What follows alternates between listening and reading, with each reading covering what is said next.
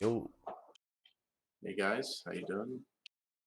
got Rom here joining Hey us guys, how today. you doing? And it's very exciting. Exciting stuff. Exciting stuff indeed. So we have a bit of a shorter episode today. We have to keep it just about to an hour because we um have to cast some games right after this hour ends up. So a little bit of a schedule today, but welcome everybody. Welcome to another episode. So right off the bat, I say we just dive into this, Rom, if you're okay with that. Yeah, sure.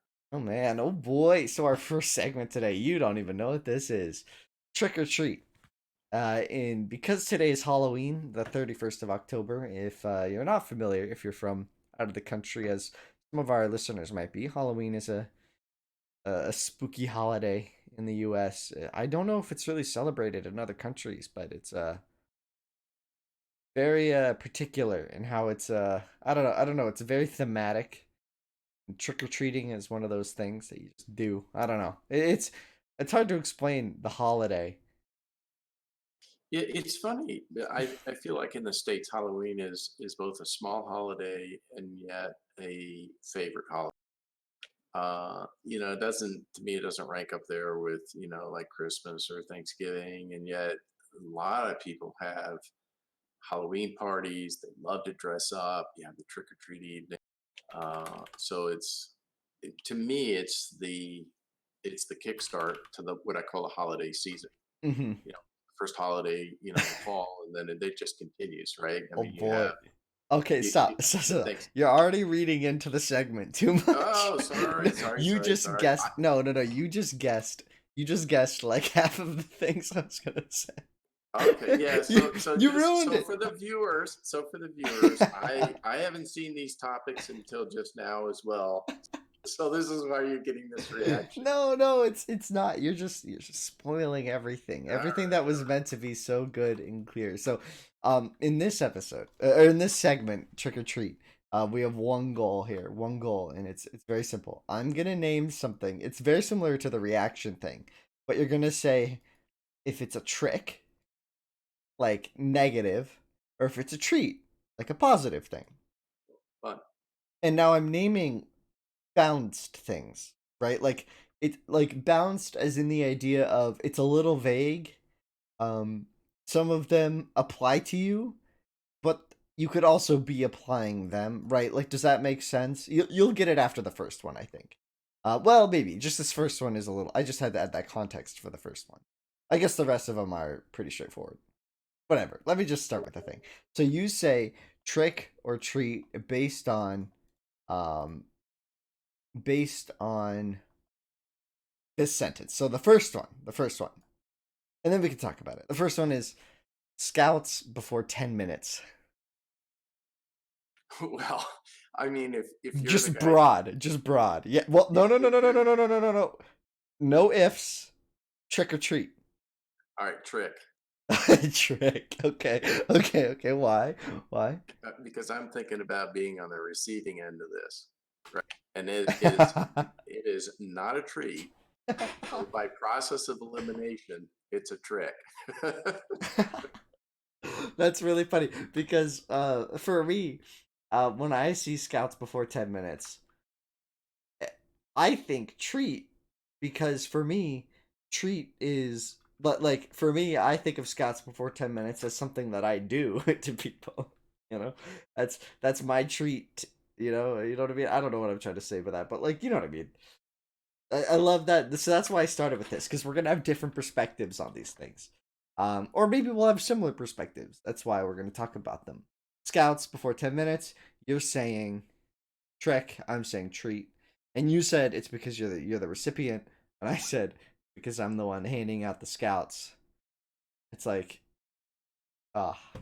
Oh yeah, there's no bigger treat than that. I mean, if you get in at that 10-minute mark, yeah, Mhm. it's all.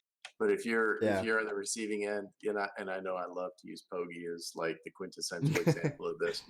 And I did not, I tweeted out earlier, in one of your castings, I said, Hmm. Poggy plus yam equals damn. Because I missed that. Oh, that's funny. Yeah, Oh, I but wish I'd seen that. because he had said, "Oh yeah, I was yamming. It was GG." The minute I looked at my sieve, Yeah. and then I said, "Yeah." I responded. I said, "Yeah, Pogie plus yam equals damn." Because yeah, I mean it's just that much more. So yeah, it depends on whether you're on the receiving end or you're the one that's dishing it out. But Hmm. Okay, well, that's good. That's good to hear. Yeah. See, that's what I'm saying. It's a very depending, but if you had to apply trick or treat to it, you would say trick. I'd say treat. Like if you had to apply positive or negative to scouts before 10 minutes. and I think that's because you probably scout rush more often than I do. I don't even know if that's, I mean, yeah, maybe. I I think tend you not to do. do it that much. I tend not to. I only do it when I feel I have to. For me, scout Yeah, rushing is an obligation, not a favorite tactic. yeah. It's an to me it's an opportunistic thing. Mm-hmm. Oh, Like if totally. Yes. if you're Persian, if you're yam, if you have elephants, if you got really good food, you can get there into that 17-18 minute bill thing. And I'm always watching the clock. Can I Yeah. get there no later than 10:30? Right. And if Right. and a lot of times I show up and I'm like 11 minutes, and I mean, shit, they're going to be building house walls or whatever. Yeah. If you're too late. That's why I added the 10 minutes. It's not just scouts. It's scouts before 10 minutes, like Oh yeah, before it's that a just expected moment. Anyway, that was only number 1 of our trick or treat segment. Number 2, Clan Wars. oh, Clan Wars is definitely a treat. Yeah. Definitely. Totally, I have to agree. Can you elaborate? So I it doesn't matter whether you're casting, whether you're watching, whether you're playing. All of those scenarios to me, um, Clan Wars is fun. Okay, so how many ways to count this? So the first one is, by definition, you're playing with your own team. Right. So that's always fun. The camaraderie, the fun, and the adrenaline height from a combat scenario with with your bros against another team. That's fabulous. Hmm. Knowing that you're going after not just a pickup group, but another group who has the same perspective, their team, their clan, and somebody is going to come out of this thing a win is great. The, Yeah. and the third thing I would say on this is the quality of the games are usually Mm. better because the clans tend to know how to talk to each other, partner with each other, how they Oh, play. So it ups the quality of the gameplay on either side. didn't even think of that. But you're so right. I mean, you're so right. There's so many positives to Clan Wars, which is, I mean, personally, I'm also a treat on that one. Unless I'm playing in it, in which case it's a trick. Just kidding, hostile. Um, Depends on whether you're talking about hostile A or B, I assume. yeah. Inside joke for you'll have Yeah, to yeah, explain. we have two internally hostile is two departments. The good one, the good department, and the bad department. You And the know, wannabe good yeah, it's department. the new season of footwear and last year's throwaways. We're at Goodwill. We're the ones at Goodwill. But You you pick know, the you pick old up. shoes are always, they might not be as functional, but they're always more comfortable. Aw, that's a nice self pickup comment you just made about yourself. I had to do something to defend myself. I mean, really. There's nothing wrong. There's nothing. All right. Anyway, okay. Number 3, mixing it up, taking it a bit out of Age of Empires, but a bit in lieu with Age of Empires. The third one in our segment, Trick or Treat. I think we both agreed Clan Wars was a treat, right? Definitely. Definitely a treat. Third one, cartoon graphics. Oh, that is a trick of the worst caliber, of the I absolute worst I will caliber. never understand what is it with you. Why do you hate cartoon graphics so much? Okay, if if we're talking about Bugs Bunny, love cartoon graphics. I grew up watching Bugs Bunny, Elmer Fudd and Scooby Doo. That's great. But I'm not 8 years old anymore. I like more realistic graphics. I like, when we're playing a serious game like Mm-hmm. Age of Empires or Civilization, I feel like It should be a more Hmm. serious endeavor, right? And to me, the cartoon graphics, it kind of conflicts with my immersion of being a serious game. It'd be like playing. Think about playing chess with all your favorite cartoon characters. Oh, the king is Scooby Doo, and the pawns are Smurfs, and that's not a chess game. Maccabee just said you're definitely still 8 years old. Well, I'm gonna turn 8 mentally next year, but I'm appreciate you spotting me the extra six He's months. 7 3/4 in 8 days. I'm close. I'm close.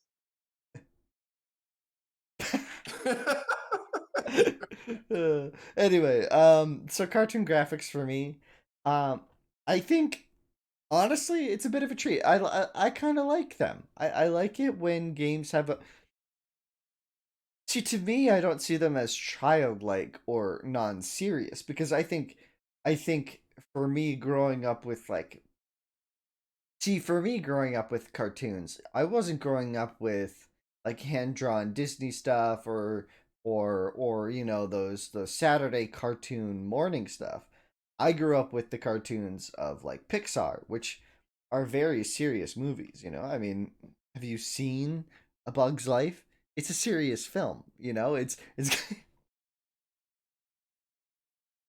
Sorry.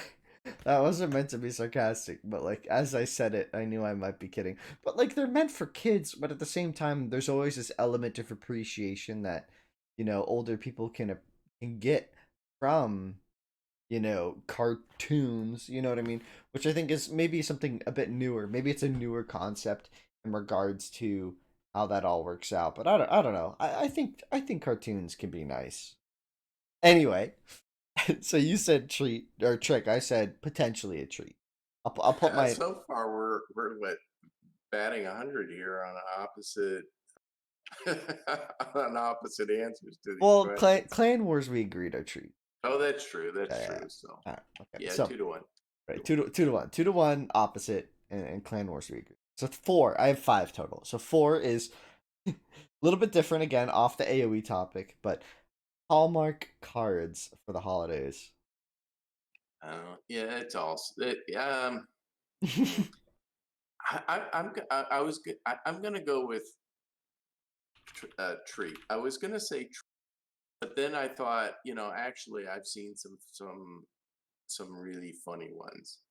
Um, so let me explain that. While I was waffling a little, I was whiffling a little bit on the trick part is I'm not a fan of Hallmark cards generally. I just Hmm. despite my age, I feel like that Hallmark cards are an anachronism. Um, but I've actually seen some really creative cards that are neat, and Halloween does lend itself to being a particular holiday that allows for some really funny cards. So I think it has the potential to be a treat if it's well done. Hmm. A lot of Okay. times the Christmas ones and the birthday ones and the son-in-law ones and the etc. tend to be a little, I don't know, to me it sort of feels like fake sincere, but usually with Halloween it's always a funny one because Yeah. the nature the nature of the holiday. So because it's Halloween and you asked me that, I'm gonna err on the side of treat. Yeah, yeah. To me, I'm gonna say trick because to me they're all kitsch. It's like, eh. It's just they're all just too kitsch, and it just bothers me that they are. I don't know. I can't get past it. I can't get past like Hallmark cards and their silliness, and not even silliness, but like the attempt at sentimentality. But like, I feel like they're too vague and non-specific to ever like and even if they are specific to your situations like what Hallmark like tries to do, not to call out a specific brand, but you know what I mean, just to call out a way, just it's just like the idea of like that kind of card that you pick up at the store and it applies to your situation vaguely, so you can send it and it's a cheap gift. To me, it's just like the idea of it is just so bad. I don't know. I'm very opposed to the Hallmark cards, which is funny because I know a lot of people who really like them. I can't get past it, which is why I brought it up. I wanted to know your understanding of it. So you're saying it's erring on the side of treat for that? Well, it's funny. I this image in my head of so I'm going to forget the Hallmark part because I don't really care whether it's Hallmark. When I get a card, Oh, I don't know right. who, Exactly. Yeah, I don't mean but yeah. when you get a card, so it was funny. I bought my brother-in-law this. He likes beer, and for his birthday one year, we Who sent him this doesn't? birthday. Yeah, well, yeah, there you go. And we sent him this. So we this card we sent for his birthday. We thought we know you love beer, so we're sending you a cold imported lager with a small head. And you open it up and it's this cartoon figure, so you gotta like that.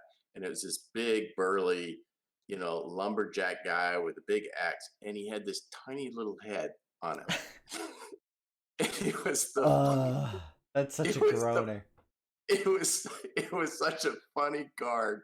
I still remember to this day. That's like 30 years ago. Oh, that Um, was 30 years ago. Yes, yes, yeah, okay. So I'm probably dating myself. Zeta still thinks, so Magma still thinks I'm 25. He thinks that Hostile is a clan of 25-year-olds. Right. When this game came out, I was 35 years old. So that, Right. that puts it into perspective. And I don't mean DE, I mean age one, not Rise of Rome. This is a Um, card I got today. See, some of them are just, that's got to bring a smile to your face, though, right? I mean, if you're a dog lover, It I looks mean all that is a candy corn with a doggy head, right? I think that's what that is. the quote inside. I won't show you, but it says, "I got you the corniest card I could find." But that's like printed on the card, like corniest, like Yeah, candy right. corn. Like, come, does that not? That just bothers me. Like the corniest card. It's candy corn. All right, we get it. We get it. Candy corn exists. Ah, fine. Sorry. Maybe I'm just a curmudgeon when it comes to cards. No, no. Here, Holiday cards, I'll explain. stupid. Let me It's my explain to the opinion. listeners what you are. You get these things and you groan, and then it grows on you over time. No, it doesn't. No, it Yes, it doesn't. does. No, it doesn't. Here's my proof. No. I'm going. No. Okay. Let me. Here's evidence number one. Not listening. What is this podcast called? Just read the title to me. Oh, okay. No. We're not doing this. We're not doing this. All right. Number five. Number five. Okay. Okay. Evidence. Evidence number All right. two. Evidence is What accepted. what is the mini map? What is the mini map actually? What's its official name? All right. So, for those of you who might not understand what the heck we're talking about, AoE Discussions with Rom and Wiffle. Wiffle was the name he came up to abbreviate Waffle. It was the nickname he made for Winston's Waffles. I hate it, but it stuck. We call our classic cup. I'm gonna switch to the screen now. So if you're watching this, um, the enhanced mini map. You're probably used to this view. You watch our channel a lot, but we call it the classic cup maxi map because we maximize the mini map, which is, again, I hate that term, but it sticks. It works. It works. So we let it go. We let it slide. We let it slide. You said, and I quote, "It has a certain charm." Yeah, but these cards don't. These cards don't. Don't take a compliment meant for yourself and apply it to All other right. Well, look, people. we're now 3 for 1. For what? We don't agree on anything. All right, so that's Hallmark cards. You say treat, I say, or not Hallmark, just cards for the holidays. You say treat, I No, say no. check. For Halloween, I say it's a treat. For the other ones, I would agree with you. It's a It's treat. more of a trick. It's more of a trick. Okay, and the last one, I think this is one we'll agree on. The Vietnamese community playing in Age of Empires 1.5. Well, I think that's a treat. Oh, it's an absolute treat. I couldn't agree more. um, the skill level that these guys. And so, why is the Vietnamese community so strong? It's because A, they have a massive player base in terms of numbers, and Hmm. two, they love the game and they take it to a level of performance that you do see outside of Vietnam, but not as common. So Hmm. these guys, when we watch some of these top players, when we see Mbe, when we see Cool, when we Right. see Tokyo play, and the skill Yeah. that they bring to the game, it is an absolute joy Right. to watch. Maybe Absolutely. not to be a victim of, but Hmm. to watch and enjoy. And I think that their skill level causes the rest of the community to work to strive to get better. Very nice. Agreed. 100% agreed. Treat all the way. I'm loving the kind of the resurgence of the Vietnamese community in our DE community. If you're not familiar, right after this live podcast, I will be casting a 2v2 tournament, the start of a 2v2 tournament called the Vietnam Open for DE. It's a 2v2 Bronze War tournament. I'm really excited to cast this. It's going to be taking a back seat to Classic Cup, but I'm really excited to get like working on this project with them and just the opportunities it holds. It could bring a whole lot of new viewership from Vietnam, so I'm very very excited for that. So yeah, personally, absolute treat. And that being said, we've spent about 20 minutes on this segment.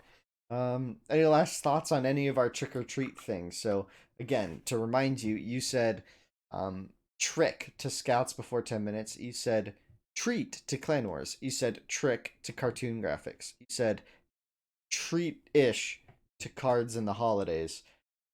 Specifically a treat for Halloween cards. Then you said treat for Vietnamese in the H1 scene, kind of their resurgence is what I'm talking about specifically there. So glad you like that. Any last thoughts? Just a last thought, because again, we didn't really discuss these topics today ahead of time. When I saw this, and I thought immediately when I saw the headline, and I was thinking in terms of Age of Empires, I thought trick or treat, and three things popped into my when you go into a team game, first thing you look at is what civ did I get? Trick or treat. The second thing I look at is who are my teammates? Trick or treat. Number three, what's the map that I got? Trick or treat. Right. So it's So just all the random elements there's of three playing a random game. elements. Right. So did you run the board with three tricks or three treats? That's funny. I didn't think about that. I didn't think about that. That's a good way of interpreting it though. Maybe we'll bring it back next week. We'll bring it back next. That being said though, I think it's time we jump into our main discussion for the day because again, we're on a bit of a schedule today. We won't be going like over an hour, I don't believe. As I do have to cast a game on the hour. So our big question: are camels strong enough? And this is a topic I want to bring out. I want to flesh it out before we kind of get into this. I have to keep these small enough so that they fit on screen cleanly, guys. So I hope you understand that why I'm now going to abbreviate it. Are camels strong enough? To elaborate, I'm specifically talking about their transition into the late game. Their transition into Iron Age. Um, I'm on the fence about camels in the Iron Age. I think they're significantly lacking there. And I think the only reason this isn't hyper obvious, and the only reason this doesn't come up all the time, the only reason this isn't a big issue is because that generally speaking, their main their main purpose is to counter cavalry. Generally speaking, cavalry just don't have a big presence in the late game, right? So when I'm talking about camels, I'm specifically talking about, late bronze through iron to the end game, right? And we're talking all the way to no gold situations, right?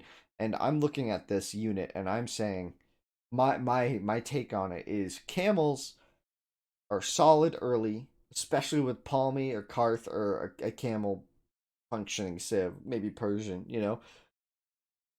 and I'm looking at them from the lens of They're good early because they can shut down units in small numbers, but they really don't transition, right? Their gold cost is too high.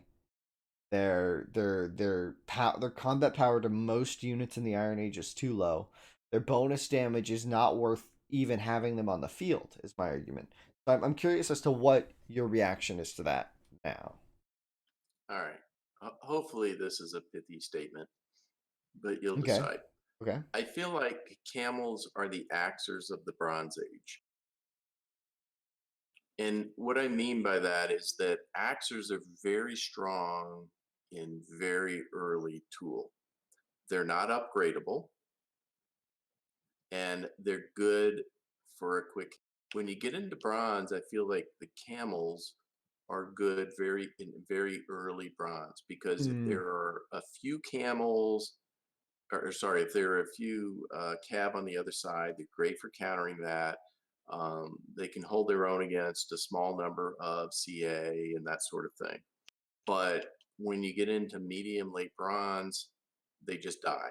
They die to copies, they die to, even to CA, etc. They're very expensive and mm, they're not upgradable. So right. Axers are one of those units that are not upgradable beyond the tool age. You can invest in 50 Axers if you want, but once you move on, they're going to be 50 Axers for the rest of the game.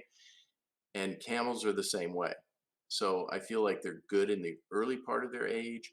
They're not upgradable. So to me, that's what they feel like. So I do feel like they are. I feel like they're underpowered.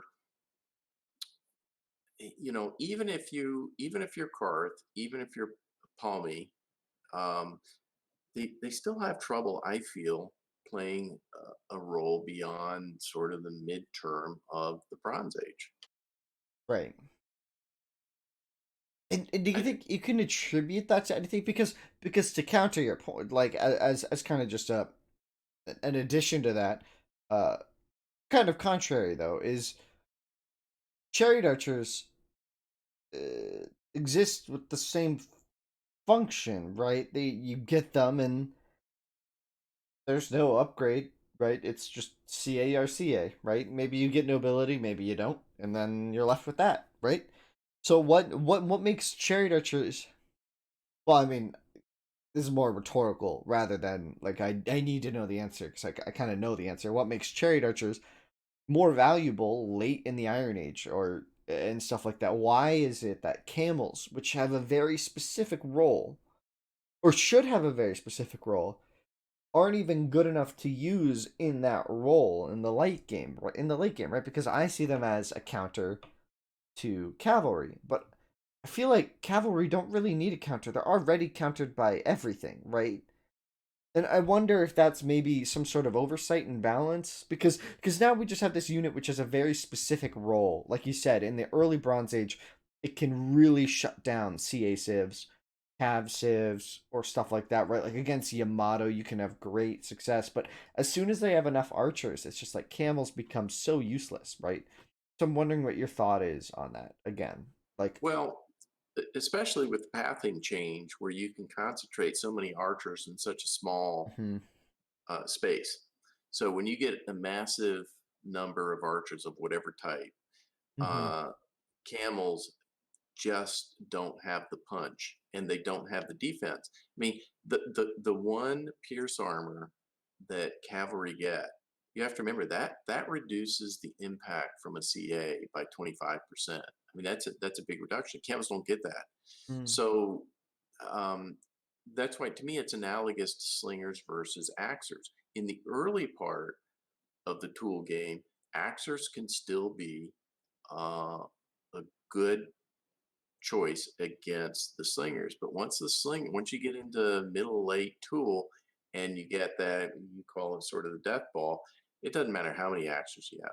They're going to just all die. And that's what happens to camels when you get enough archers of whatever type, copies or CA, bunched together. They just can't bust through. Um, so I kind of feel like they needed the same +1 uh, defense that they gave to the cavalry. in terms of pierce armor so that they just don't fall over dead to the archers. Hmm. And I guess it'd be interesting if they had an iron upgrade, but then you could argue that CA don't really, etc. I just never use camels Hmm. in an Iron Age. It's Right. if you're in Iron Age, you have gold units. Every Civ has gold units. Every Civ had gold units that have really good units. So why would you build a camel, given the enormous cost in gold for a camel in Iron? So I feel like it's the Axer of the Bronze Age. I mean, it's not you're not Right. going to make Axers anymore either, unless there's literally no other resource on the map. Hmm. But I Right. do feel like if they had that +1 pierce armor, I think they would be a little more viable in the Bronze Age. Right. So I'm wondering,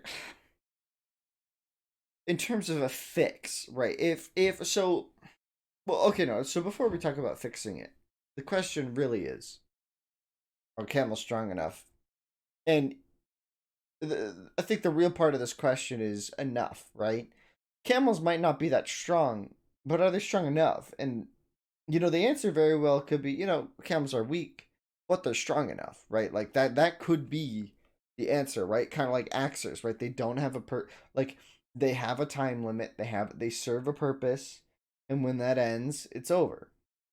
Or do you think camels could potentially use some sort of improvement to their late game?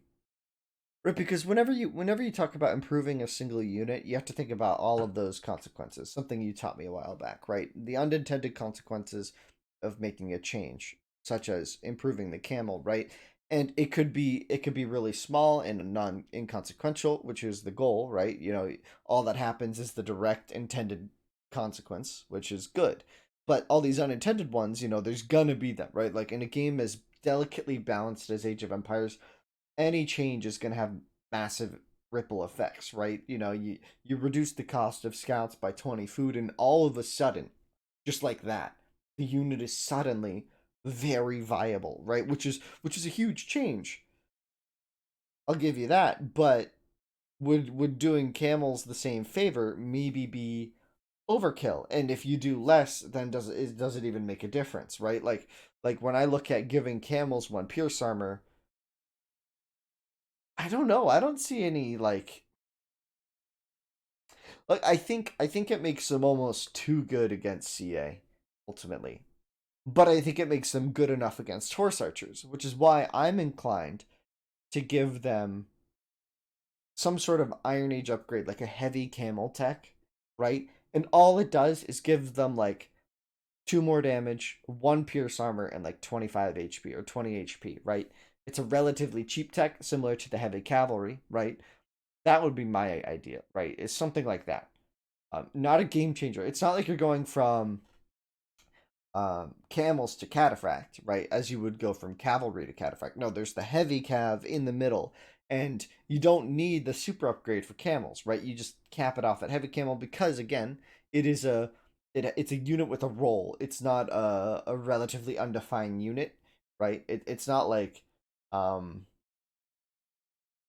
it's not like cataphract, it's not like centurions where it's like you make them and you're gonna probably be happy you made that unit. But I feel like with camels, it's like I don't know. And then again, do they need to be strong? It's still the question I have regarding camels.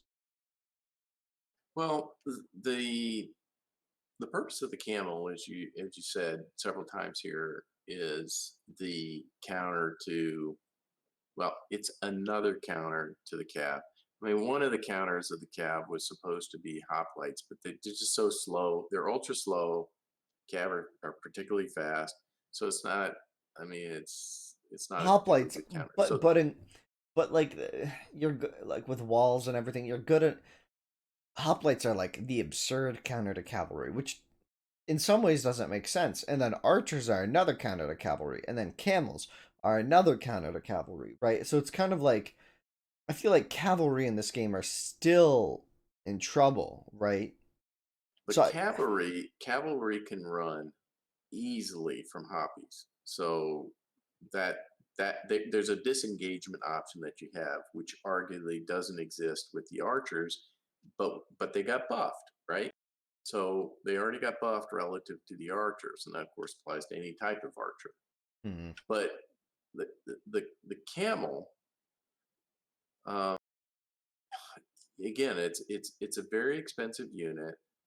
Whatever you invested in bronze, I wouldn't say it's wasted in iron, but is three-quarters wasted in iron because it just can't compete with almost any Iron Age unit. Except for horse archer. Palmy camels can deal with horse archer. It's like the Okay, one exception, and well, which I'm is glad you said weird. that. Which is I'm glad weird. you said that because there's two sieves that you look at, and you say, if you get Karth or you get Palm, you're like, oh, I got to make some camels. But I'm very reluctant to make camels with any other civ unless I know that I desperately need them to counter a big cav army because they're so expensive and they die so easily to everything else. They're not even that strong against axers. I mean, you can get enough axers on camels and they just destroy them. They don't get that plus, what is it, 6 or whatever damage that Five. yeah, whatever the damage bonus that Cav gets against actors. I mean, that's a lot of investment that dies to everything other Mm-hmm. than a Cav. Yeah, which is weird. Which is the question ultimately, I think, because camels to me are like the inverse of slingers, right? Slingers were brought into this game to serve a purpose, right? They were like when they made Rise of Rome, they implemented both slingers and camels, right? Yes, they did. So it's like when you're looking at it, you have to think what the original intent was. It was very straightforward, right? In a 50 pop game, you see 5 cav, you go, oh, I'll make 4 camels. I spend less money, but I played reactionary, so I win. That's no longer the case with how this game functions. So I think we need to take a deeper look at how units play their role, right? And when a unit is overperforming for their role, we need to adjust it. And when we have a unit that's heavily underperforming in their role, it needs adjustment. So I think slingers and camels kind of both have this realm in which slingers, I think, outdo what they should, whereas camels are underperformed, right? Which is an interesting concept, I think, because when you look at it wholesale, all units in this game, regardless of when they were added or something, I would say all of them, except for maybe the rare exception being cavalry to barracks units, right? That was clearly intentional. But other than that, there's like no real bonus damages. There's no like intentional hard counters, right? The only other ones are slingers and camels, right? And then cavalry get bonus damage against barracks unit, right? Which is kind of it's kind of odd because in the end cataphract lose to legions, right? So it's like it still doesn't serve the purpose, right, in the late game, right? In the early game, cavalry don't even beat broadswords, right? So it's like what really is the role here of this unit? Um, if we are applying sort of this intentional role, which slingers and camels clearly have, because slingers have bonus damage against archers and camels have bonus damage against cav, right? But at the same time, slingers you can see being used across the board effectively, right? They can fight archers, but again, they can fight axers, they can fight cav, they can fight camels, they can fight CA, they can fight horse archer, they can fight elephant archers. They can't fight elephants, but that's a given. They can't fight catapults, but again, hard count like soft counters, right? Are like that kind of thing. Whereas camels, like they don't do anything beyond their role.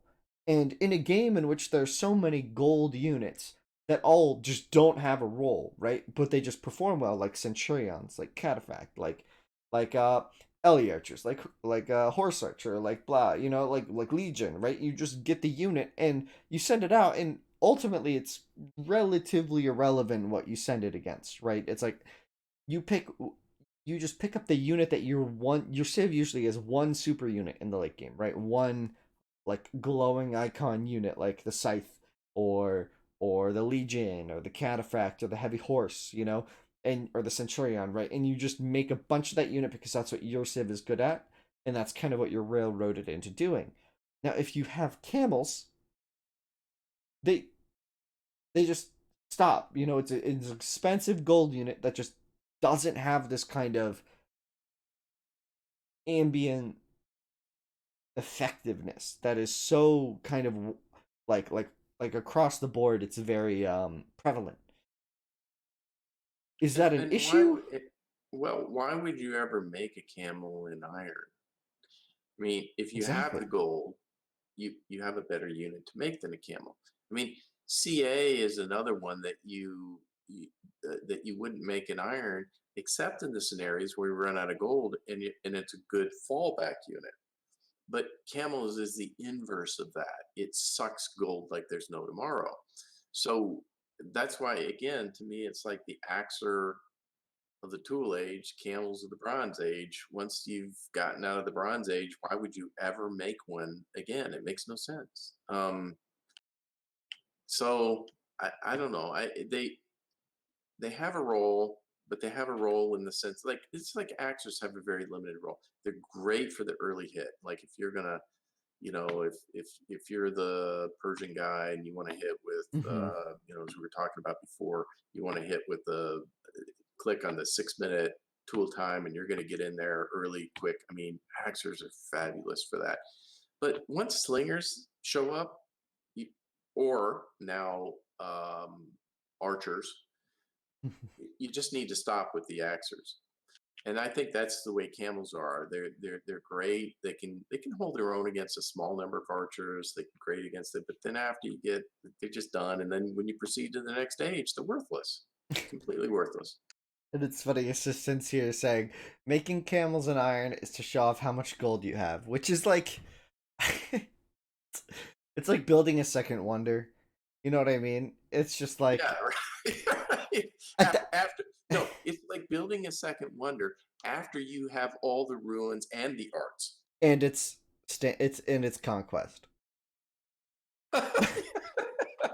It's just shoving it in the face of an opponent you're toying with, right? Right, like see, it's funny because I've been in Iron Age once, I think, in my history of Age of Empires, where I've had camels in Iron Age, and I was Karth, and we were already winning the game, and I was just like, will this unit be enough? And it was like almost not enough to beat like Zealotryville or like Jihadvilles, barely enough to beat like just basic bronze units. It's just like the purpose of the unit in the Iron Age gets so muddled, and I think ultimately the question is it still is that an issue? I think I'm identifying currently all we've done is identify the facts of the situation, right? Which is yes, the camel suffers in the Iron Age from being too weak. Yeah, you don't really build it in the Iron Age, whatever. Um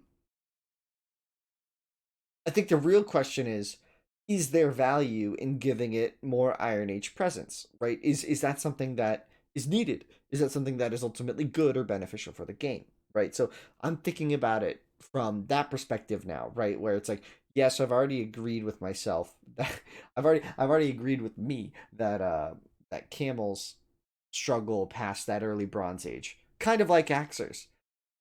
But at the end of the day, you don't walk around saying Axers need a buff, right? Why is it that I'm thinking camels need a buff?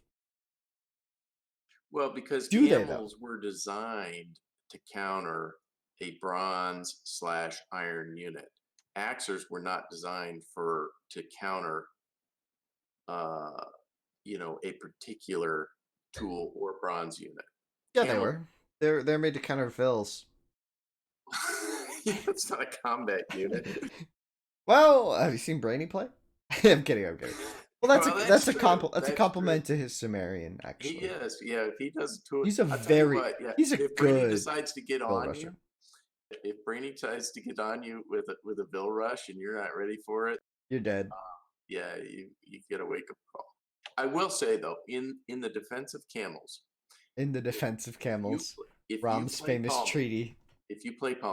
my favorite Civ, if you play Palmy and you do not build camels, to me that's like buying a Ferrari and never driving it beyond your driveway. Hmm. You are missing out on some serious fun if you don't Yeah. have some Palmy camels with those little jetpacks that they have and the way they zip around. Race cars. Race cars. Yes, yes. Um. But other Yeah. than Palmy, even with the extra hit points that they get with, Karth, Yeah, yeah, I don't. I think that's the thing. Like, I really wonder if, what if your stable had an upgrade in the Iron Age, just heavy camel, 20 HP, 20 more HP, plus one pierce armor, for like 300 food and 200 gold. Would you ever I click it still and make no, them? I'd never build one. So even then, it's still not worth it, right? No, Which it's is not worth like, it. It's too expensive. And gold, when you get to iron, you need if you. I don't care how much gold you have, unless the game's already won. You need to be thinking about gold conservation, right? yeah, like as soon as you click iron, you've used like a tenth of your gold. Yes, Like, yes, which is what's so wild about this game. I feel like there's not enough gold on the map. I stand by that. There aren't enough resources on the I map. know, I know, I know, and I apologize if I'm quoting Memo again for the 50th time, but he is such a brilliant player, and he's a friend.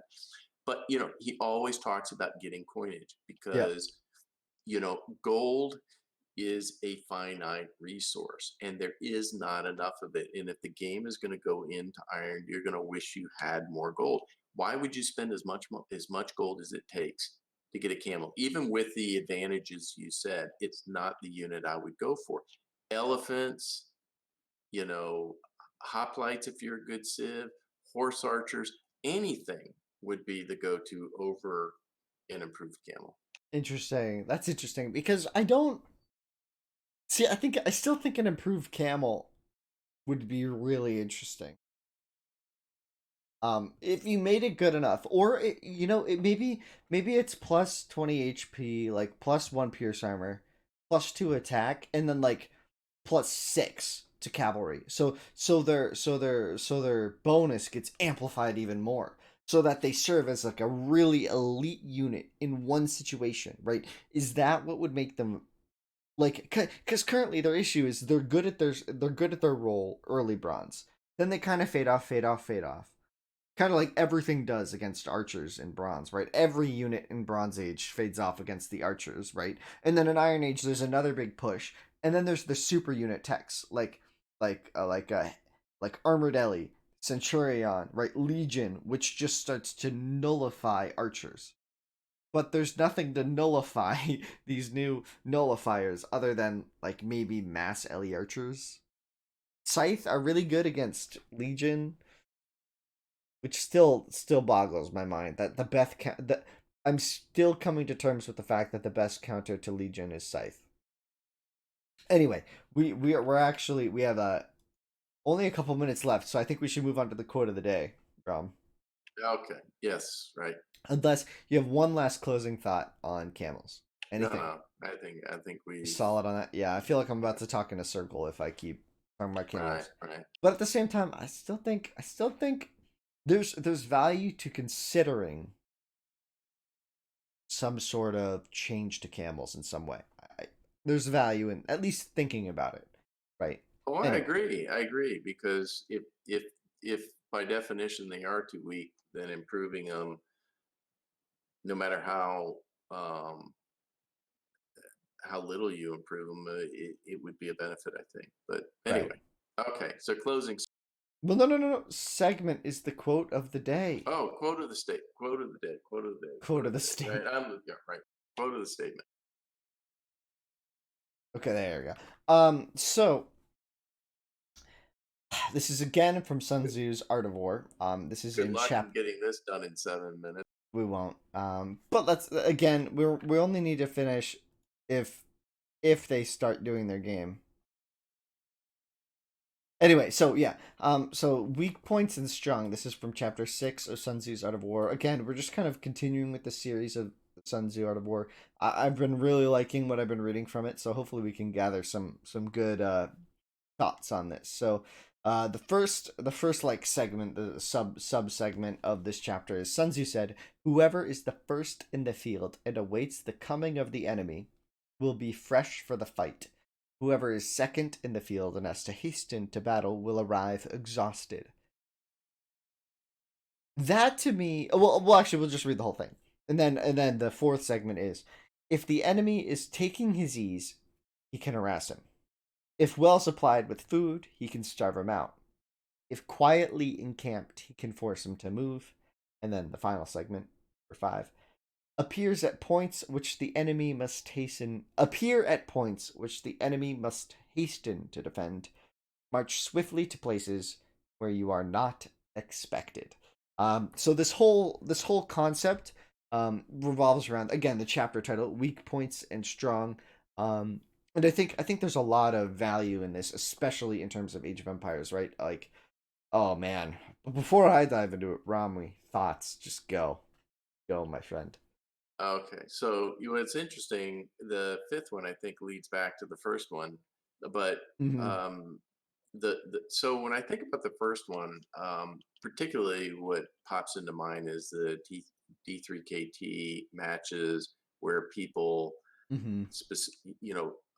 really focus on where they place their ranges and gathering their armies until they're ready to move out in a particular on a hill defensively.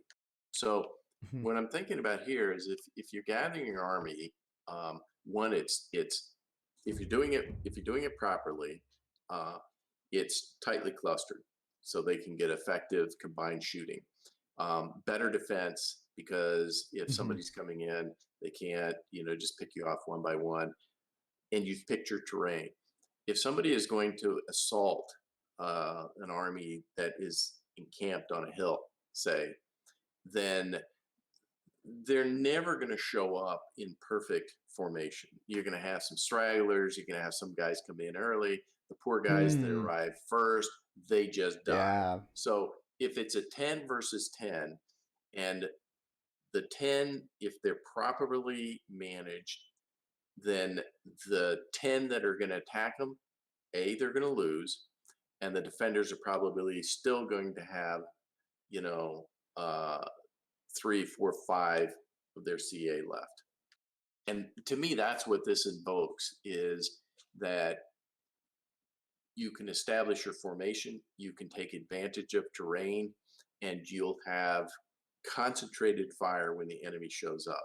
There is the equivalent of AoE of being exhausted is that they're arriving out of formation because they're not Right. literally exhausted in this game, but they're out of formation, and that is going to be painful unless you have Right. a commanding advantage in numbers. Right, exactly. I think yeah, like you said, I think arrive exhausted is, we can kind of interpret that as um out of formation. Like, which I agree with, right? It's just not in perfect order, right? You weren't able to take the time. Okay, by the way, Brom, I just found out that I actually don't have to cast in 10 minutes, so we actually have tons of time. So we can actually Oh, take our time with this, which I'm a little relieved about, because I feel like we could talk about this for a bit, because I love this kind of, this is tactics, right? I feel, right. Would you call this tactic or strategy? uh, I, I well, I it's tacticry. That is my attempt at trying to confirm What? because I No, no, no, think no. it's more. I think it's more than tactics, but it's not 100% strategy. So what I mean by that, when I think about strategy, I mean think about macro. I think macro level decisions. Okay, am I going to wall up? Am I going to play defensively? Am I going to go offensive for a rush? Versus going for bronze? Am I going to emphasize farming because of the long term benefit, or am I going to go for the quick Mm-hmm. food that I get from the indigenous food? That kind of thing, Right. right? Tactics, I think of at its base level is the dancing of the armies, to maximize the the shots with the arrows, minimize the effect of the enemy's arrows, that kind of thing, right? This is a little bit of both in the sense that it's not a macro level thing of necessarily am I emphasizing a boom or a rush, but it's a little bit in between. Um, it's saying I've got an army. What do I do with it? Hmm. Um, if the army is massive, then it doesn't matter if you arrive exhausted and a few people dies. It's the Russians of World War II. Yeah, okay. It's like one of the famous Russian generals said, when we come across a minefield, we charge ahead as if it isn't there. Okay, but not everybody can do that. If you have a Right. massive army, you don't care if you arrive exhausted, you're going to lose, 10, 20% of it. Who cares? You have twice the numbers, you're going to win. But in a more balanced game, this is where this kind of thing can make a huge, huge difference. So Hmm. I don't know whether they call it a strategy or a tactic. It's kind of halfway in between to me. Right. So just important, maybe. Yeah, I do. I think it's funny you say that, but I think that is one way of saying it. It's intelligent gameplay. Right. Just thought. It's just thinking. Yeah, Right. it's just yet one more aspect to think about, right? Because a lot of times, you know, when you watch the games, you can see players that get sloppy with their armies. They're not clustered before they march on. They're not taking advantage of the terrain, either whether it's trees, hills, whatever. Um, they're just I got a bunch of guys. I set a waypoint, and they're just going to stream in there. Like the ubiquitous ant trail of units that Hmm. die and die and die Right. as they Right. move in. Right. Right. So I guess I would call it sort of like you said, intelligent gameplay. Interesting. And so you were saying that one tied into five?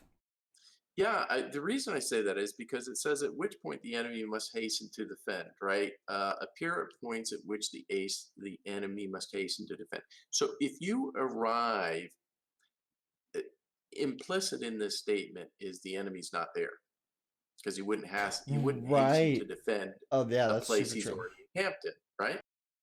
So if the enemy isn't there, but it's a place of strategic importance, like farms, like gold, like boats on a shore, right? There's a strategic value to what you're attacking. Otherwise, Right. you'd have to ask yourself why you're doing Right. it. And it's undefended, which is why it has strategic importance to the defender, and B, it's not defended, which is therefore why C, the defender must hasten to defend it. Right. Well, then he is going to show up exhausted because he has to rush to get there. And our definition of that in DE is that he's going to rush there out of formation in an effort to salvage whatever resource or strategic value that location has. Well, the attacker has already gotten there and has established himself as the defender now in this opponent's strategic location. Right. Oh, this is so reminiscent to the solo R games we've been casting, like the Assyrian War, like the Chariot Wars, AIA. You know, So if we read Sun Tzu's number uh, one, whoever is first in the field, well, this is now the attacker. attacker, and whoever is second in the field, which is now the enemy, is hastening to the battle, right? And that's why I said it. I feel like 5 points Hmm. back to one, right? Right. Right. So march swiftly to places where you are not expected. Well, if you're expected there, it will be defended by definition, unless you're an idiot, right? Right. Right. If Unless you're you're if playing a you're noob. if you're if you're not expected there, it means there's nobody there, you can get in and you can put yourself into Right. position number one, which is to await the coming of the enemy. And the enemy, in this case, furthermore, has no choice but to attack you because it is something of vital importance that they must defend. So if you run to the location, you encamp yourself there, and you do Right. whatever damage you have. When he comes in, he has to come in, much as in the case of number one, into a well uh, encamped enemy with even the worst scenario, which is if you don't remove them from that, you're going to continue to lose the value of whatever that location was giving you initially. That's why I said to me, 5 points back to one. Right, and then I think it all applies to 4, right? And 4 is, I think, how you utilize 1 and 5, right? Kind of like if the enemy is taking his ease, he after this is you basically. You can harass him. If well supplied with food, you can starve him out, and if quietly encamped, you can force him to move. I think especially that last part. Well, they all do. Apply to how marching swiftly to places where you are not expected kind of applies to this, right? If he's quietly encamped somewhere, be quicker, be more on the ball, and be faster to the next spot, right? Um, like so that you can then do your whole, your monologue there about how, if you're the first one at their strategic position, you now become the defender, right? So if your opponent is encamping a spot, don't try to become the defender where they are. Become a defender on a different strategic position than the one they are defending.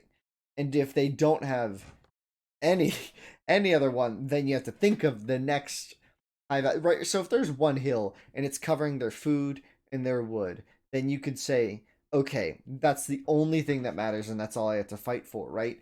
But if their stone and gold are kind of far away from the hill and they're mining over there just kind of quietly, kind of hanging out, not trying to draw much attention, right?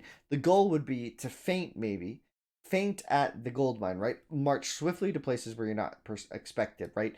Cause him to then leave at a point, leave the point that he's well encamped in, right? Because he's well supplied with food, he's prepared, he's there, he's at ease on top of a hill, right?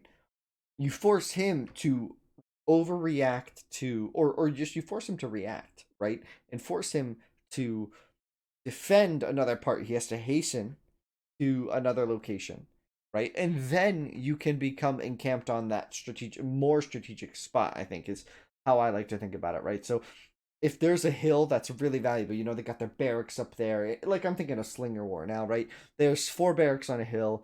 There are stone mines there. Behind it are all the farms. It's just the juiciest target. Well, maybe you can take that hill through brute force and micro, or maybe there's some sort of tactic that you can learn from Sun Tzu about feinting, about trying to force them to defend other locations hastily, right? And when they hasten to defend, they will arrive exhausted, right? Like you said, out of formation, not prepared, maybe not all grouped together, and then you can pick it apart, right? Once you force a reaction, then you will see more weaknesses, right? So it's all about finding the one weakness that is most vulnerable and then moving on from there to the previously less vulnerable but now has been made more vulnerable, right?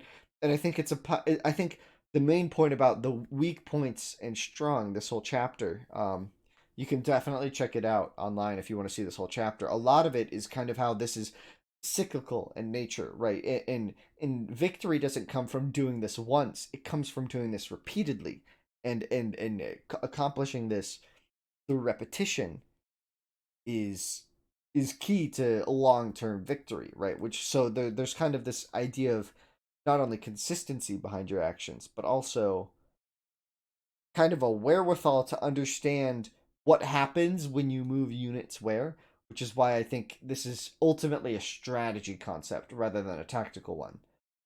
Which is why I kind of disagree with you. Tactical would be about the accomplishment of the goal, but this is talking about the goal in general, I would say.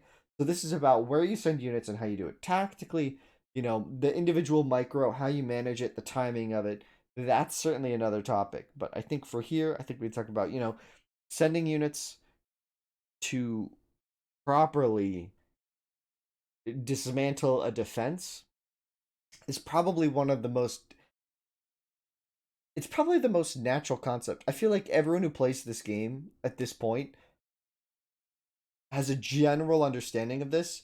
If at least it's at least inane, like it's just built into their system, right? But I think understanding it and expecting to apply it in a game can potentially up your game a bit. Oh, definitely. When I read number four, it almost Mm, to me it feels like taking control of the battlefield. Like who is going to right. be initiating the conflict and who's going to be reacting? Who's the aggressor? Who's the and there are advantages and disadvantages to either side. And the first one implies that the defender has an advantage. Number four, though, to me is a little more strategic in the sense that you're going to pick your points of assault. And what you want to do is you want to set the tone for the engagement. You're going to decide where you attack, and the other guy's going to have to react. There's, to me, an implication of unpreparedness on the part of the defender in number four. Because if he's taking his ease, well, that doesn't exactly evoke, I'm ready to engage and, well defended. It's kind of like, I've got my army and we're kind of hanging out, we're building Sim City kind of thing. If well supplied with food, again, that kind Mm. of invokes like, hey, what we're having barbecues, and hey, what's for dinner? Ribs tonight. And meanwhile, the Mongol hordes are coming. But to me, this sort of says you it's a strategic thing in that the aggressor can figure out what is going to create the biggest harm to his opponent. See, you're talking about four specifically here, right? Yes. I'm gonna disagree. I'm taking this a different direction. I see your point about how it's about aggressing and defending. See, I see it differently. I see this as it's not that that's a wrong interpretation. Don't get me wrong here. I don't think you're wrong about what you're thinking here. I'm just thinking the more applicable statement here is, you know, say your opponent is on a hill that you just cannot attack, right? Like, well, you could, but it would be costly, potentially a defeat, right? And you're thinking along the lines of that's just a mistake, right? Like, how could you like go through with that if the risk involved is super high, right? Which, obviously he's talking in his book about real warfare. So for him, risk isn't just defeat, it's, like people will die, right? So there's for him the value of a soldier is much higher than us, right? We can look at the units on the field and be comfortable knowing that some casualties will happen. Whereas for them, that was a more costly decision. So I think it's always something to take into perspective when we look at quotes like this, right? Um, Not to say that like that we're wrong for applying it in our game or anything. Just keep that in mind. But that being said, um, if well supplied with food, you can starve them out. I see that as being completely different. I see that as if your opponent walls up. See, I'm looking at it from this perspective. If your opponent walls up, don't let him expand his walls, right? Because like you said, we were talking about earlier in this podcast, right? Gold is a finite resource, right? Food and wood, finite resources on this map. There is no more of it once you're out, right? And even more so, if you wall in your base, you just limited the number of resources you're allowed, right? And oftentimes we talk about this in 1v1s a lot with walls is how quickly does a player expand their wall, right? How quickly does a player recognize no opponent is outside this one wall tile? I'm going to delete it and go build my wall out at the next forest, right? The next choke points, I'm going to go expand out, giving them a whole new swath of resources, right? Which is a huge gain for that player that is otherwise encamped, right? That is otherwise well supplied, right? This gives them another aspect of supply. So applying it to age, I see this as if your opponent walls off, take everything that they've seeded. not take it like immediately like build a storage pit on every resource. I mean, don't let them take it. If your opponent builds a wall, you not counter wall it, but like in theory counter wall it essentially with units, tower, like I guess not towers, but with units, specifically units or your own walls maybe. You just they have a wall, you have a wall. Apply it, use it, and don't let them expand past their wall, effectively starving them out, right? Which is something that I don't see a lot of players doing. Um, but it's funny. It's funny because I remember specifically when I played against this is a bit of a throwback, but about 4 weeks ago, remember when DE got its big facelift? Not the Steam update, but before that, from where they kind of like had that big patch. It was like the patch before the scouts. Um, What was in the patch? I don't remember everything. It smoothed out gameplay a lot. It wasn't the server gameplay stuff. It was just before that. You know, remember when like Tato and Viper came? Maybe it was like the official release. I'm talking about. I'm talking about a while back. Um, I remember specifically playing a game against Tato, Viper, and Doubt, and I think on my team was like Zeta and one other person. I forget, but I remember specifically my opponent was Tato, and there was an axe rush on the map, right? And I walled it off.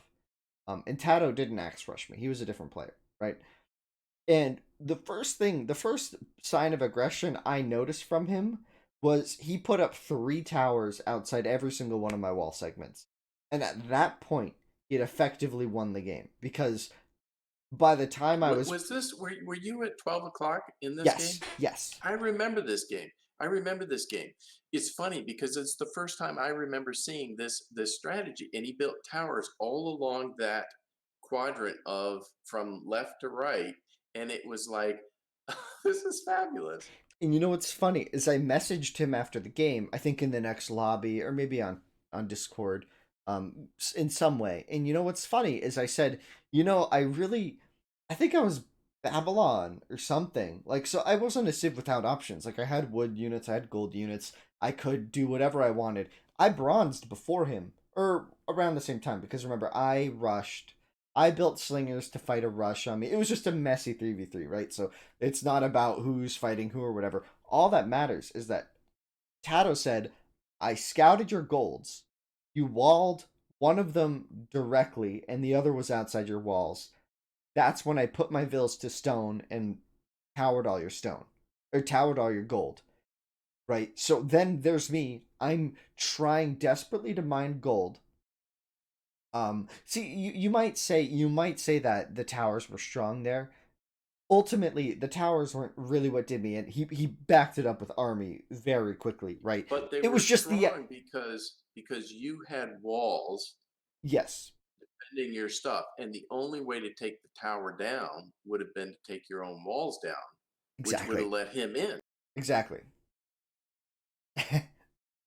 um, um, yeah, that's funny because and that's kind of the idea behind this. If well supplied with food, you can starve them out. And in this game, it's not about because generally, if you think about every engagement in this game as a war of attrition rather than a war of victory and defeat, as soon as walls are placed, if you have control of someone else's walls from the other side, that wall stops being a positive for them and starts being just a neutral zone, right? It becomes not a positive thing for them, but rather potentially negative, depending on how much space is on either side, right? It just becomes a barrier, right? It's no longer a positive defense force. It is just another impassable barrier, right? And both players can abuse it, right? And basically, he scouted the map properly, very well, I must. As we know from Tato's playing, his scouting is superb.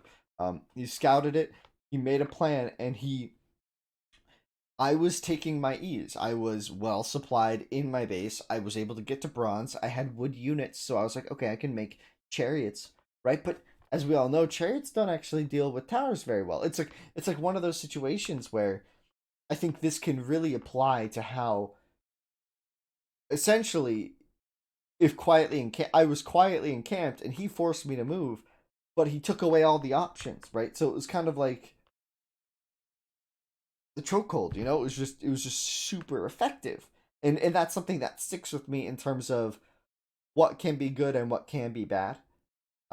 It's just, man, fantastic play from him. Wow, I just keep reminiscing on that game. I got wrecked. But that's the beauty of it. That's the beauty of this game is we can win and lose battles over and over with no real consequences, right?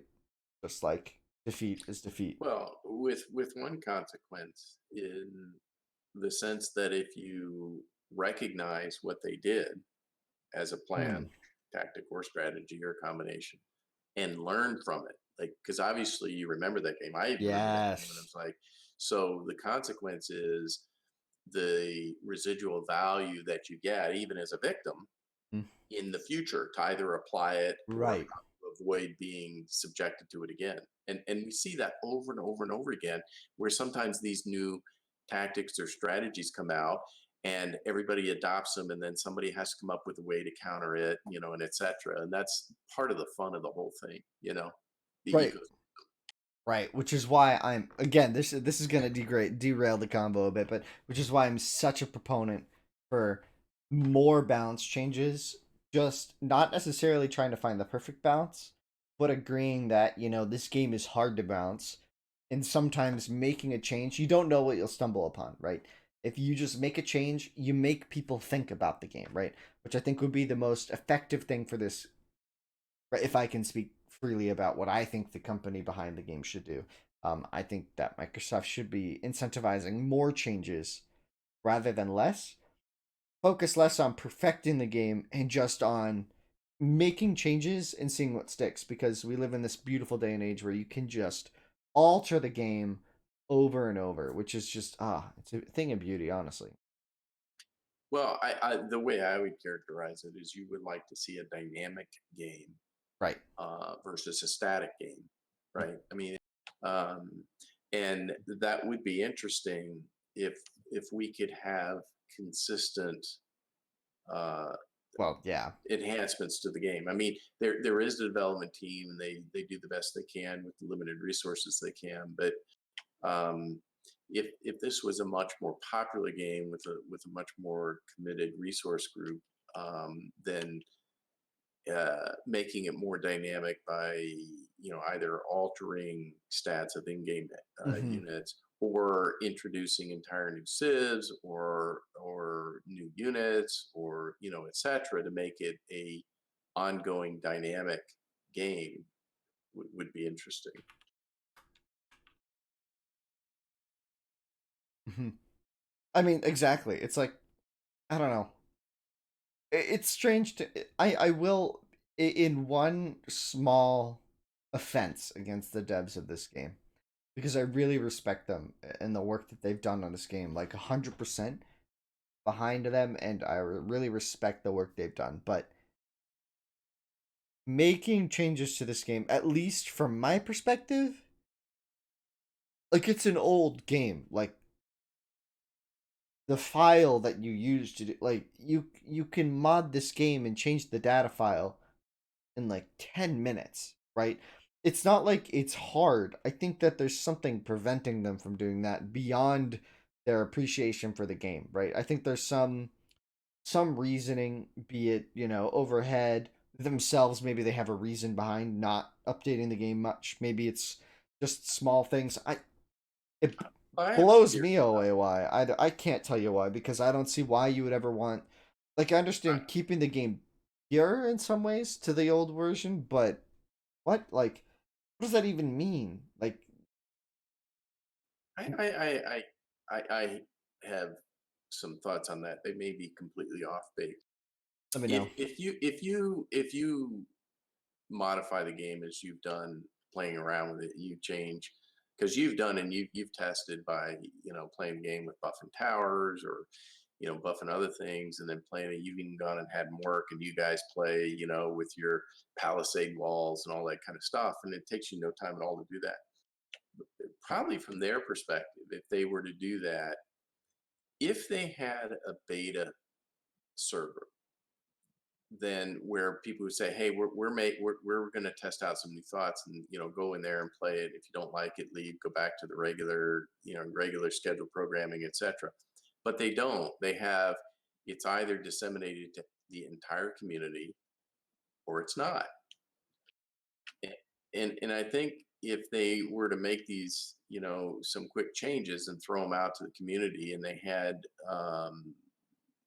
adverse, unexpected consequences, you could have, and player bases can be tricky. You can have a revolt and say, oh, I was playing this game, they did this change, and I don't like it, that, whatever, right?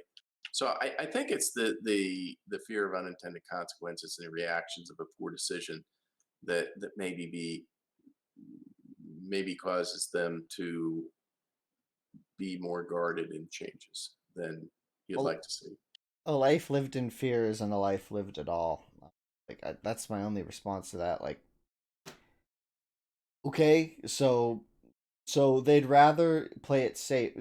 It's not like they're not even like they're not towing the line with safety here. They're not like risking it, and they're like, oh, we shouldn't do this. This could really upset the audience, right? They're not even close to that. They're like we're at the point where the community as a whole is saying we have devs still. Everyone just thinks Microsoft released the game and abandoned it. That's the level they're at. I don't think there's going to be significant negative feedback if the devs released a patch and they said, "Hey, this is an attempt at changing the balance of the game." And if they said that and they said this is an attempt at doing something, we will look into this in the future. I cannot see any negativity. There could be disagreements onto the balance, which is super valid and which should exist, right? It would engage the community in a discussion. I can't see anyone saying, "Hey, they've stepped on my favorite game for years. I'm just never going to support this company again," because you know what? For 10 years this game's gone largely untouched, but in the last month, they changed one thing. No one's going to say that. Everyone says, "Okay, they changed something," and then they say we're open to dialogue and we're going to look at stats and we're going to keep balancing it. People will go, "Okay, yes. Yes. Yes, this is what we want." Life in the game is super important, right? It's highly valuable to have like a breath, just that the signs of a dynamic game. It's quickly becoming lost, right? Because there is no Well, life right now. It's literally dying. The numbers on Steam are going down. There is no way to walk away from that. It's we might feel a breath of life from the community, right? With the tournaments, the Vietnam tournament coming up, right? The 3v3 tournament coming up. The Classic Cup is doing very well, and viewership is going well. But like player base as a whole, because we don't capture all the player base, not even close, right? The player base is much larger than what the tournaments and the expert scene can really capture in terms of viewership. So when you look at it from that lens, as a whole, it's not looking great, and I have to say I don't think it's smart. I think I just as much as I respect the devs for the work they've done, I just urge more work to be done because the balance just isn't. It's but not I there. think It's not there. in order to say that, I think you'd have to have an understanding of the decision making process within the company. So if it's a hierarchical company with sort of traditional organizational structures, etc., the devs that could make changes that take hours, days, or maybe even a week to make can't happen unless the authorization is given. And then you'd have to say, okay, what level is the authorization? What level is required in Uh, order to authorize such a thing? Right now, did you see, I just worked at sorry, bureaucracy? Okay, yeah, whatever. but it's a reality, It's a right? reality. Yes, you're not wrong. If It's just you that. I worked at a company that 100,000 employees, right? And if you had Okay. certain levels of which you could, expense reports if you traveled and what kind of car. You say, okay, well, you had to use a budget car, you had to get this kind of a car, and it's like, okay, well, I need a larger car because I'm going to cart equipment around. I've got to take some routers out to a customer site, so I can't just get the normal, standard. I need to get like an SUV to load it up. And you say, okay, well, you have to go to a director level in the company to do that, right? I mean, there are, the larger the company, the more rules and regulations and structure that are required. And you have to consider that we don't know what that situation is.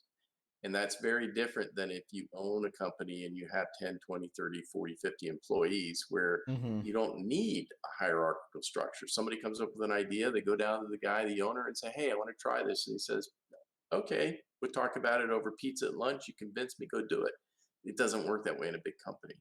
So I'm just saying, this is another dimension that you'd have to consider, in terms of whether they're even allowed to make the types of things that they may even agree with you on. Okay. All right. I mean, I'm not saying yes or no, which is why I still support the devs, right? Which is why I still really like him, and which is why I say they've done a great job. Ultimately, I don't care who makes the decision at the company, right? I don't care if it's the lowest of lowest peons, right? Some part-time employee who's in charge of balance, or if it's, the big boss. I don't care if it's Bill Gates himself authorizing patches for this game. It doesn't matter to me, right? Microsoft, Yeah, it at doesn't. its It core, doesn't. somebody needs to be making this choice. I don't care who it is. I'm telling them that somebody, even if it's not the devs, somebody is doing us all a disservice by leaving the game to try. And that you could Oh, dispute it, yeah. you could not. I don't care. So they probably don't care. I mean, the way you're arguing it is that it's No, echelons I'm not above saying. whoever's I'm not saying relevant. that. I'm not saying that anybody doesn't care. But if you I've say the seen. level of authorization as a third level manager, and that third level manager has 10 different responsibilities, of which this happens to be one, that individual is going to come into the office and he or she's going to say, okay, oh, well, look at the fire today is over on priority number 7 over there. I'm just saying, you have to walk a day in their shoes before you can sort of condemn them to being unwilling to make changes. There might be factors that we're not considering. Right. It's I like mean, Congress. Why obviously. why is Congress in our in the U.S. Why does everybody universally hate Congress? You got, you know 535 people, 435 in the House, 100 in the Senate, and those people can't seem to get anything done. You know, I mean, I don't know. I've never been in Congress, but I think I could imagine some of the challenges that exist there, and there may be there may be things that we just don't see as customers, as users of the game, as opposed to being on their side of the equation. Right. Okay. Agreed. Agreed. Right. There are certainly challenges that they face. So as not a user, not as not a person in their department, as not a person in their life, like as not a person in their shoes, all I can do is talk about the user experience. Um, and that's what I'm doing. You know what I mean? It's like at the end of the day, Yeah, yeah. So there's no problem with campaigning for things and giving them suggestions, and etc. yeah. Well, Anyway, don't consider I, me. I'm not I, campaigning. I'm just saying. well, I know, but I'm just stating my piece. you and I have had this conversation many times, and we could Mm, probably use 12 podcasts to going talk through, about this. Oh my gosh, I could yeah, talk about this kind of whole thing. So all the closing statement nuances. turned out not to be a closing statement, but in fact to be an opening statement. can of worms, truly, as it is 10:30 p.m. guys. So at this point, I think we're gonna call the podcast. Try to keep them a little bit shorter for you guys who listen at Which they're different getting times. longer. I think this is the third one that's long. I think the second one was probably longer than the first one, and this one's probably longer than both. Well, we had great topics though. Such a great conversation. You can't just cut it off. You can't cut off. And who cares? If it gets up to 2 hours, I'm having fun. You're having fun. Yeah, That's true. what I was life just is. reacting to your statement that we're Yeah. trying to keep it controlled. Yeah, we are. We're trying to keep it under control. Similar to the devs in balances. So, on that note, guys, I appreciate you all tuning in. Our next event on this channel will be at 17 GMT tomorrow, so Friday, the 1st of November. We have a cast going on there, Classic Cup match. So thank you all for tuning in and have a good one. Bye bye now. Yeah, take care, everybody. Bye.